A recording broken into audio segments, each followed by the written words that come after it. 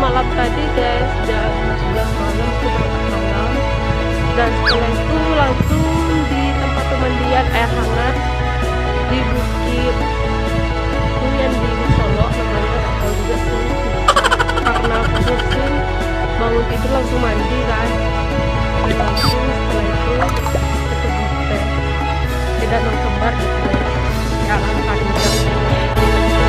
Oke guys, kali ini aku sudah mengunjungi Danau Kembar dan Gedung Teh Alam Manja Kabupaten Solo.